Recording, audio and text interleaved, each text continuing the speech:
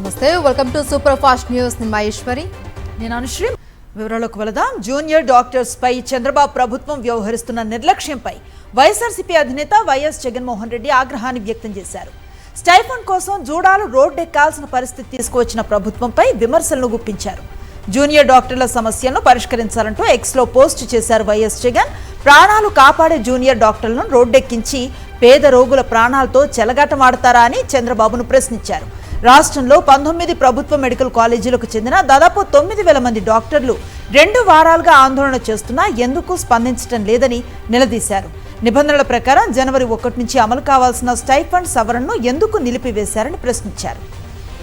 Junior డాక్టర్లకు 15% కంటే అధికంగా తమ ప్రభుత్వ హయాంలో 42.4% స్టైఫండ్ పెంచాము అని గుర్తు చేశారు వైఎస్ జగన్. సూపర్ స్పెషాలిటీ కోర్సును అభ్యసిస్తున్న వారిని సీనియర్ రెసిడెంట్స్ గా గుర్తిస్తూ వారి స్టైఫండ్ ను 77% పెంచామని తెలిపారు. ఆయుష్ విభాగానికి చెందిన జూనియర్ డాక్టర్లకు కూడా అలోపతి జూనియర్ డాక్టర్ల తరహాలోనే స్టైఫండ్ పెంచాము అని చెప్పారు. పెరిగిన ధరలు, ద్రవ్యోల్బణం, జీవన వ్యయాన్ని పరిగణలోకి తీసుకుని 15% కంటే మెరుగైన పెంపు ఇవ్వాలి అని జూనియర్ డాక్టర్లు కోరుతూ ఉంటే కేవలం 3 నుంచి 5% మాత్రమే పెంచుతాము అని చెప్పడం అన్యాయం కాదా అని చంద్రబాబు సర్కార్ను నిలదీశారు వైఎస్ జగన్.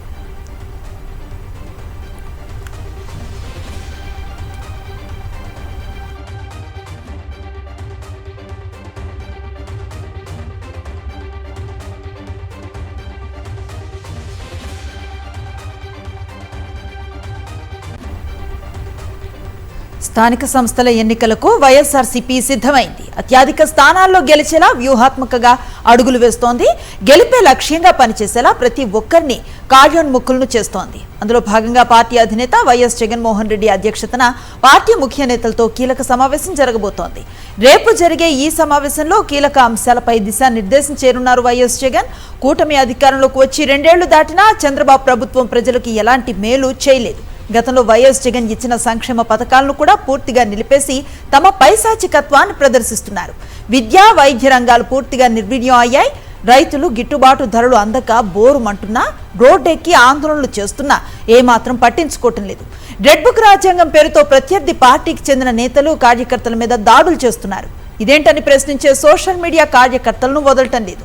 ఈ నేపథ్యంలో రేపు ఎమ్మెల్యేలు, కీలక నేతలు, సమన్వయకర్తలతో వైఎస్ జగన్ నిర్వహించే సమావేశం అత్యంత కీలకంగా మారింది. ప్రతి ఒక్క చోట ఖచ్చితంగా స్థానిక ఎన్నికల్లో పోటీ చేయడంతో పాటు గెలుపే లక్ష్యంగా పనిచేసేలా వ్యూహాత్మకంగా వెళ్లాలని వైఎస్ జగన్ పార్టీ నేతలకు దిశానిర్దేశం చేసే అవకాశం ఉందని పార్టీ వర్గాలు వెల్లడించాయి. స్థానిక సంస్థల ఎన్నికల్లో బీసీలకు 34% రిజర్వేషన్లు అమలు చేసే దమ్ము చంద్రబాబుకు ఉందా అని ప్రశ్నించారు వైఎస్ఆర్సీపీ నేతలు. బీసీలకు మరోసారి వెన్నుపోటు పొడిచేందుకు 34% రిజర్వేషన్ అనే డ్రామా బిల్లును చంద్రబాబు తెచ్చారు అని ధ్వసమెత్తారు. ఆ బిల్లు చెల్లదు అని తెలిసి కూడా చంద్రబాబు బీసీలను మోసం చేస్తూ ఉన్నారని మండిపడ్డారు. చాలా కులాలకి 140 కులాలు ఉన్నాయి. చాలా కులాలకి మీరు ఎన్నో ప్రామిస్ ఇచ్చినారు. కురుబ కులానికి ఎలక్షన్లో మీరు చెప్పినారు, గుడికట్ల పూజారులందరికీ కూడా 5,000 హానోరేరియం ఇస్తామని చెప్పినారు. 2 ఏళ్ళు గడిచింది, ఇంతవరకు దాని గురించి ఎక్కడ కూడా మీరు మాట్లాడడం లేదు. గొర్రెల కాపురం ఉన్న కురుబ కులానికి, మీరు ఆ సామాజిక వర్గానికి మీరు ఎక్కడ కూడా లోన్స్ కూడా ఇవ్వడం లేదు. గతంలో జగన్మోహన్ రెడ్డి గారు కమ్మడి నేసే వాళ్ళందరికీ కూడా, కమ్మడి నేసే ప్రతి కురుబోళ్ళందరికీ కూడా ఆయన 24,000 ఇచ్చి ప్రోత్సహించిన ఘనత జగన్మోహన్ రెడ్డి గారిది. అయితే ఈరోజు కురుబ కులానికి సంబంధించిన ఒక మహిళా మంత్రి సవితమ్మ బీసీ శాఖ మంత్రిగా ఉంటూ ఈ కులాన్ని ఎందుకు ఆమె చూసి చూడకుండా ఉంది అనేది రాష్ట్ర ప్రజలకి ఖచ్చితంగా ఆమె సమాధానం చెప్పాలి. మాజీ మంత్రి కారుమూరి నాగేశ్వరరావు అక్రమ అరెస్టుపై జోగి రమేష్ ఆగ్రహాన్ని వ్యక్తం చేశారు. కల్తీ ప్రభుత్వం కల్తీ కేసులతో బలహీన వర్గాలను టార్గెట్ చేసిందని ఫైర్ అయ్యారు. బలహీన వర్గాల గొంతు నొక్కి రాజకీయంగా పతనం చేయాలని చూస్తున్నారని, కూటమి సర్కార్పై 139 బీసీ 139 బీసీ కులాలు ఏకం కాబోతున్నాయని హెచ్చరించారు. కల్తీ ప్రభుత్వం, కల్తీ కేసులు, బలహీన వర్గాలని టార్గెట్ చేస్తూ చంద్రబాబు నాయుడు ప్రభుత్వం ఈరోజు కారుమూరి నాగేశ్వరరావుని అక్రమ కేసులో నిర్బంధించడాన్ని, అరెస్ట్ చేయడాన్ని బలహీన వర్గాల ప్రజలందరూ కూడా ముక్త కంఠంతో చంద్రబాబు నాయుడు చేసిన పనిని ఖండిస్తున్నాం. ఒకటి కాదు, రెండు కాదు. ఒక పక్కన అప్పలరాజు, ఒక పక్కన కారుమూరి సునీల్, ఒక పక్కన కారుమూరి నాగేశ్వరరావు. నిన్నటి వరకు నాపై వేధింపులు. తెలంగాణపై కేంద్రం వివక్ష చూపుతోందని సీఎం రేవంత్ రెడ్డి మండిపడ్డారు. తన అమెరికా పర్యటనకు అనుమతి నిరాకరించడం తనకు జరిగిన అవమానం కాదు అని తెలంగాణకు జరిగిన అవమానంగా అభివర్ణించారు. సీఎం పర్యటనకు నో చెప్పడం అంటే తెలంగాణ అభివృద్ధిని అడ్డుకోవడమే అని ఫైర్ అయ్యారు. మెట్రోతో పాటు అనేక అభివృద్ధి అంశాలలో కేంద్ర ప్రభుత్వం తెలంగాణకు సహకరించడం లేదు అని ఆరోపించారు. తెలంగాణ ప్రజలకు సీఎం రేవంత్ రెడ్డి క్షమాపణలు చెప్పాలని బీజేపీ రాష్ట్ర అధ్యక్షుడు రామచంద్రరావు డిమాండ్ చేశారు. అధికార బృందానికి అమెరికా పర్యటనకు అనుమతులు ఇచ్చి సీఎం రేవంత్ కు ఎందుకు ఇవ్వలేదో చెప్పాలని ఆయన నిలదీశారు. ప్రధాని మోదీ గుజరాత్ సీఎంగా వ్యవహరిస్తున్నారని రేవంత్ రెడ్డి విమర్శించడంలో అర్థం లేదని మండిపడ్డారు. కొండా సురేఖ అంశాన్ని క్రమశిక్షణ కమిటీ పరిశీలిస్తుంది అన్నారు సీఎం రేవంత్ రెడ్డి. పార్టీ నిర్ణయాన్ని అందరూ పాటించాల్సిందే అని స్పష్టం చేశారు. పార్టీకి సంబంధించిన అంతర్గత విషయాలన్నిటినీ పిసిసి, ఏఐసిసి క్రమశిక్షణ కమిటీ పరిశీలిస్తుంది. వాళ్ళు తీసుకునే నిర్ణయానికి పార్టీ, మేము, మీరు అందరూ కట్టుబడి ఉండాలి. మీరు ఊహాజనితమైన అంశాలను ప్రస్తావించకండి. Thank you. మంత్రులు, ఎమ్మెల్యేలు, ఎమ్మెల్సీలతో సమావేశమైన సీఎం రేవంత్ రెడ్డి కొండా సురేఖ అంశంపై ఎవరూ మాట్లాడొద్దని నేతలకు సూచించారు. సురేఖ అంశాన్ని అధిష్టానం చూసుకుంటుందని తెలిపారు. మరోవైపు సెప్టెంబర్ 7 నుండి అసెంబ్లీ సమావేశాలు ఉంటాయని ప్రకటించారు సీఎం రేవంత్ రెడ్డి. నీటి పారుదల ప్రాజెక్టుల భూసేకరణ పనులు త్వరగా పూర్తి చేయాలని సూచించారు. భూసేకరణపై నిర్లక్ష్యం వహిస్తే ప్రాజెక్టులు పూర్తి కావన్నారు. ప్రతి ఒక్కరూ నియోజకవర్గ అభివృద్ధిపై ఫోకస్ పెట్టాలని ప్రజాప్రతినిధులకు దిశానిర్దేశం చేశారు సీఎం రేవంత్ రెడ్డి. మంత్రి కొండా సురేఖకు తెలంగాణ ప్రభుత్వం షాక్ ఇచ్చింది. తెలంగాణ అటవీ శాఖలో పలువురు డిప్యూటేషన్లు రద్దు చేసింది. తక్షణమే హెడ్ ఆఫీస్ లో రిపోర్ట్ చేయాలి అని ఆదేశాలు జారీ చేసింది. మంత్రికి సమాచారం ఇవ్వకుండా ప్రభుత్వం నిర్ణయం తీసుకుంది. ముందస్తు సమాచారం లేకుండా మంత్రి వీడియో కాన్ఫరెన్స్ లో పాల్గొన్నందుకు చర్యలు అంటూ చర్చ జరుగుతోంది.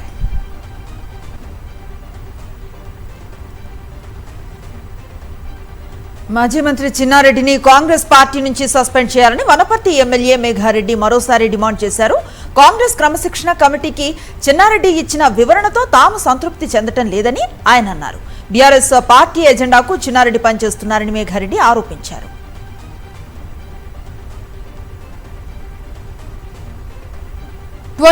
ఏ అంశంపై ప్రతిపక్షం దుష్ప్రచారం చేస్తోందని మంత్రి పొంగులేటి శ్రీనివాసరెడ్డి మండిపడ్డారు. 22A బాధితులకు న్యాయం చేస్తామని ఎవరూ భయపడవలసిన అవసరం లేదు అని ఆయన అన్నారు.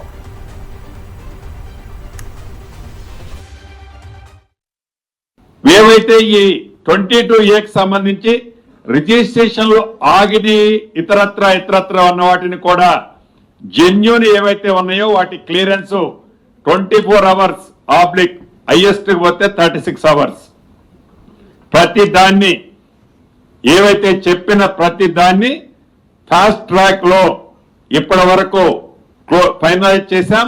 ఎక్కడైనా ఒకటి అరా ఆగిపోయి ఉన్నా ఎవరూ కూడా ప్యానిక్ కి లోన్ అవ్వాల్సిన అవసరం లేదు. రాష్ట్ర వ్యాప్తంగా సీఎం రేవంత్ రెడ్డి ఓయూకి 1000 కోట్లు ఇస్తామని చెప్పి ఇంతవరకు ఇవ్వలేదు అన్నారు బీజేపీ రాష్ట్ర అధ్యక్షుడు రామచంద్రరావు. బీఆర్ఎస్ బాటలోనే కాంగ్రెస్ ఫీజు రియంబర్స్మెంట్ బకాయిలు ఇవ్వకుండా మోసం చేస్తోందన్నారు. బకాయిలు ఇవ్వకుండా కాలేజీ యాజమాన్యాలను ప్రభుత్వం బెదిరిస్తోందన్నారు. రాహుల్ గాంధీకి దమ్ముంటే తెలంగాణకు వచ్చి ఫీజు రియంబర్స్మెంట్ మీద మాట్లాడాలని సవాల్ విసిరారు రామచంద్రరావు. విద్యార్థుల సమస్యలపై మాట్లాడే నైతిక అర్హత బీజేపీ నేతలకు లేదు అన్నారు కాంగ్రెస్ ఎమ్మెల్యే ప్రభుత్వ విప్ ఆది శ్రీనివాస్. గత 10 ఏళ్ల బీఆర్ఎస్ పాలనలో ఎందుకు ప్రశ్నించలేదు అన్నారు.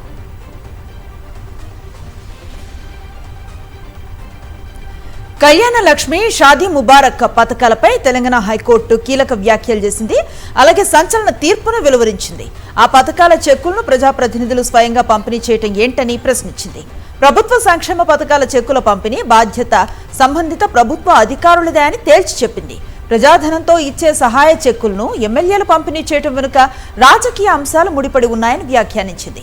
అలాగే దివ్యాంగులకు అందించే ఆర్థిక సాయానికి సంబంధించి హైకోర్టు కీలక ఆదేశాలు జారీ చేసింది. దివ్యాంగులకు ఆర్థిక సాయం కొనసాగించేందుకు కోర్టు అనుమతినిచ్చింది. ఈ వ్యవహారంలో గతంలో ఉన్న జీవో నెంబర్పై విధించిన స్టేను ఎత్తేస్తూ సంచలన తీర్పును వెలువరించింది. రాయలసీమకు జలద్రోహంపై వైఎస్ఆర్సీపీ సమర భేరీ మోగించింది. రైతులతో కలిసి పోతిరెడ్డిపాడుకు సందర్శించేందుకు వెళ్తున్న వైఎస్ఆర్సీపీ నేతలను పోలీసులు అడ్డుకున్నారు. సీమకు నీటిని సరఫరా చేయకపోవడంపై నేతలు ఆగ్రహం వ్యక్తం చేశారు. పోతిరెడ్డిపాడు సందర్శనకు వెళ్లిన తమను పోలీసులు అడ్డుకోవడాన్ని నిరసిస్తూ వైఎస్ఆర్సీపీ నేతలు ఆందోళనకు దిగారు. పోతిరెడ్డిపాడు దగ్గర ఎన్ని నీళ్లు ఉన్నాయి, ఎన్ని నీళ్లు వదిలిపెడుతున్నారు కిందికి, తెలంగాణ నీళ్లు వాళ్ళు ఎంత లిఫ్ట్తో వాటర్ చేసుకుంటున్నారు.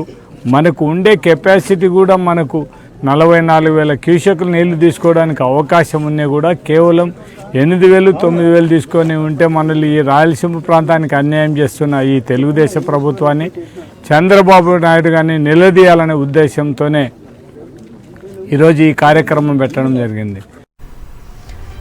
నీటి వాడకం విషయంలో ఏపీకి అన్యాయం జరుగుతున్న రాష్ట్ర ప్రభుత్వం నిమ్మకు నీరెత్తినట్లుగా వ్యవహరిస్తోందని రాయలసీమ మేధావుల ఫోరం కన్వీనర్ పురుషోత్తం రెడ్డి ఆగ్రహాన్ని వ్యక్తం చేశారు. రాష్ట్ర ప్రభుత్వం క్రెడిట్ చోరీ, రాజకీయ ప్రయోజనాల కోసమే వెలిగొండను హడావుడిగా ప్రారంభించాలనుకుంటుందన్నారు. పల్నాడు జిల్లాలోని శ్రీ సిమెంట్ ఫ్యాక్టరీ ఎదుట కాచవరం గ్రామస్తులు, మహిళలు ఆందోళనకు దిగారు. ఫ్యాక్టరీ మైనింగ్ ఎదుట టెంట్ వేసుకుని ధర్నా చేపట్టారు. ఫ్యాక్టరీ మైనింగ్ పనుల వల్ల తమ గ్రామంలో నివాస గృహాలు పూర్తిగా దెబ్బతింటూ ఉన్నాయని మహిళలు ఆందోళన వ్యక్తం చేశారు. గ్రామానికి 100 మీటర్ల దూరంలోనే శ్రీ సిమెంట్ ఫ్యాక్టరీ మైనింగ్ పనులు చేస్తుండటంతో తాము ఇళ్లలో ఉండలేకపోతున్నామని, భూగర్భ జలాలు కలుషితమవుతున్నాయని వారు వాపోయారు. ఈ సమస్యపై పలుమార్లు రెవెన్యూ అధికారులకు ఫిర్యాదు చేసినా పట్టించుకోవడం లేదు అన్నారు. తమ సమస్య పరిష్కారం చేసే వరకు శ్రీ సిమెంట్ ఫ్యాక్టరీ మైనింగ్ పనులు జరగనివ్వబోము అని తేల్చి చెప్పారు. నంద్యాల జిల్లాలో వైఎస్ఆర్సీపీ నేతలపై కూటమి కక్ష సాధింపు చర్యలు కొనసాగుతున్నాయి. డ్రోన్ పిఎస్లో ఉమ్మడి కర్నూలు జిల్లా జడ్పీ చైర్మన్ పాపిరెడ్డి సహా 14 మందికి అక్రమ కేసు బనాయించారు. సమాచారం ఇవ్వకుండా ఎంపీడీఓ ఆఫీసును ప్రారంభించారని వెన్నుపోటు పార్టీ నేతలు అక్కసన వెళ్లగక్కారు. ఇందులో భాగంగా ఇటీవల ఎంపీడీఓ కార్యాలయం గేటు తాళాలను పగలగొట్టారు. అయితే వారిని వదిలిపెట్టిన పోలీసులు ఇవాళ ఎంపీడీఓ ఫిర్యాదు మేరకు కార్యాలయం ప్రారంభించిన వైఎస్ఆర్సీపీ నేతలపై అక్రమ కేసు నమోదు చేశారు. పోలీసుల పక్షపాత వైఖరి పట్ల వైఎస్ఆర్సీపీ నేతలు మండిపడ్డారు. ఎంపీడీఓ కార్యాలయం గేటు తాళాలు పగలగొట్టి వెన్నుపోటు పార్టీ నేతలపై చర్యలు తీసుకోవాలని డిమాండ్ చేశారు. కర్నూలు జిల్లా టీడీపీలో అంతర్గత విభేదాలు మరోసారి భగ్గుమన్నాయి. ఆలూరు నియోజకవర్గంలో మంత్రుల పర్యటనకు కర్నూలు టీడీపీ ఎంపీ బస్తిపాటి నాగరాజుకు ఆహ్వానం అందకపోవడం తీవ్ర చర్చనీయాంశంగా మారింది. ఆలూరులో జరిగిన టీడీపీ నియోజకవర్గ సమీక్షా సమావేశంలో మంత్రులు నిమ్మల రామానాయుడు, సవిత పాల్గొన్నారు. అయితే టీడీపీ ఇన్ఛార్జి వైకుంఠం జ్యోతి, ఎంపీ బస్తిపాటి నాగరాజు మధ్య వర్గ విభేదాల కారణంగానే ఎంపీ నాగరాజుకు ఆహ్వానం పంపలేదు అనే టాక్ నడుస్తోంది. బీసీ ఎంపీకి ప్రోటోకాల్ పాటించలేదు అంటూ సోషల్ మీడియాలో పోస్టులు వైరల్ అవుతున్నాయి. కూటమి ప్రభుత్వానికి ఏపీ అమరావతి జేఏసీ అల్టిమేటం ఇచ్చింది. ఉద్యమ కార్యాచరణ పోస్టర్ను ఆవిష్కరించింది. ఈ నెల 28 వరకు ప్రభుత్వానికి గడువునిచ్చింది. 2 ఏళ్లైనా ప్రభుత్వం ఉద్యోగులను పట్టించుకోవటం లేదని ఆగ్రహాన్ని వ్యక్తం చేశారు AP Amaravati JAC chairman Bopparaju Venkateswarlu. Kakinada జిల్లా పిఠాపురంకు చెందిన Panchayati Raj AE Nookaraju family suicide కేసులో ప్రధాన నిందితుడు సాదిక్ ఖాన్ ను అరెస్ట్ చేసి మీడియా ముందు ప్రవేశపెట్టారు పోలీసులు. నిందితుడు సాదిక్ పోలీసులకు చిక్కకుండా 5 రాష్ట్రాలలో తిరిగినట్లు ఎస్పీ బిందు మాధవ్ వెల్లడించారు. నిందితుడిని ఇంకా విచారించాల్సి ఉందని, విచారణలో మరిన్ని వివరాలు వెలుగులోకి వచ్చే అవకాశం ఉంది అన్నారు.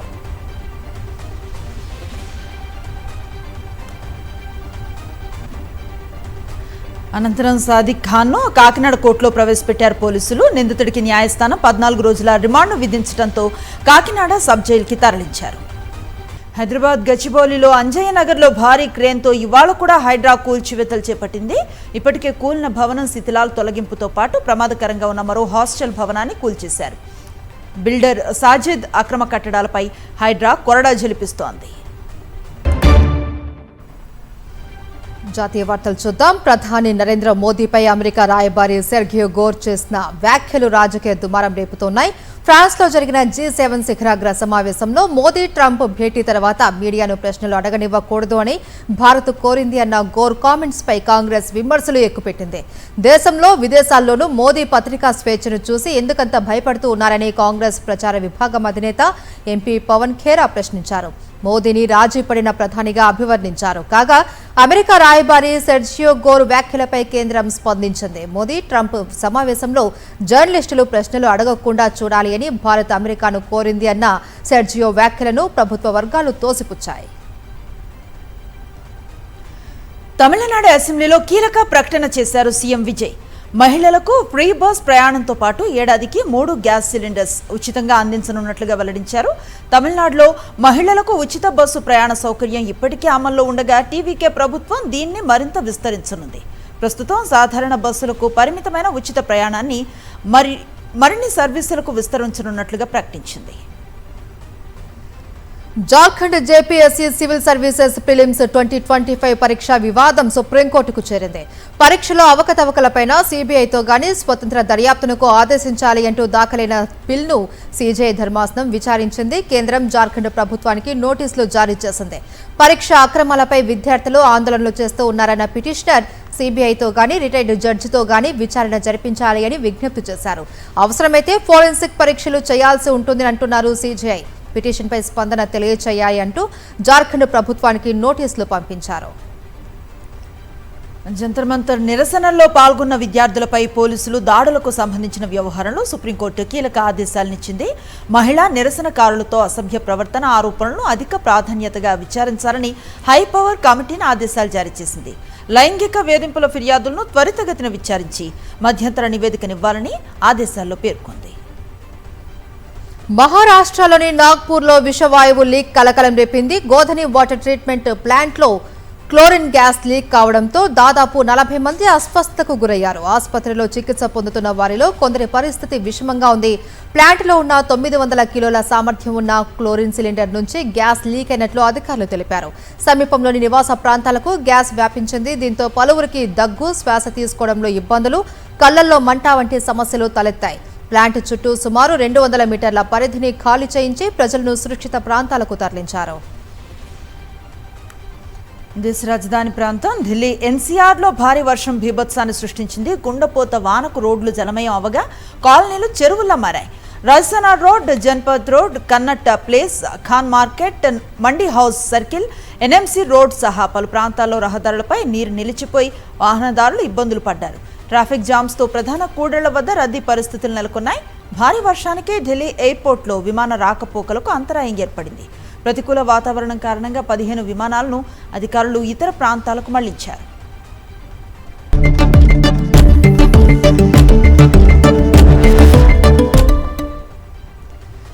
బిజినెస్ అప్డేట్స్ చూద్దాం. అంతర్జాతీయ ఉద్రిక్తతల ప్రభావం దేశీయ స్టాక్ మార్కెట్స్ పై పడింది. సెన్సెక్స్ 171 పాయింట్లు కోల్పోయి 77,369 వద్ద స్థిరపడగా నిఫ్టీ 33 పాయింట్లు తగ్గి 24,219 వద్ద ముగిసింది.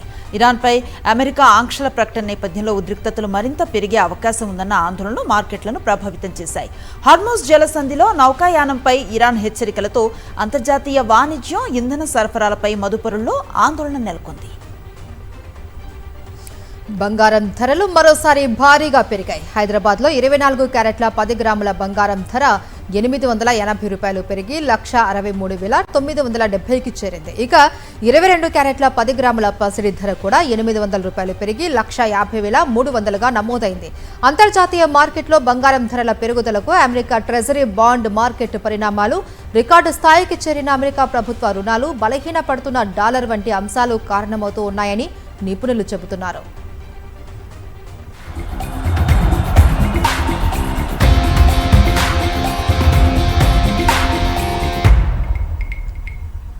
స్పోర్ట్స్ అప్డేట్స్ చూద్దాం. శ్రీలంకతో జరుగుతున్న 2వ టెస్టులో టీమిండియా పట్టు బిగించింది. వర్షం అంతరాలయంతో సాగిన 2వ రోజు ఆటలో భారత్ భారీ స్కోర్ను సాధించి అనంతరం శ్రీలంకను ఆరంభంలోనే దెబ్బతీసింది.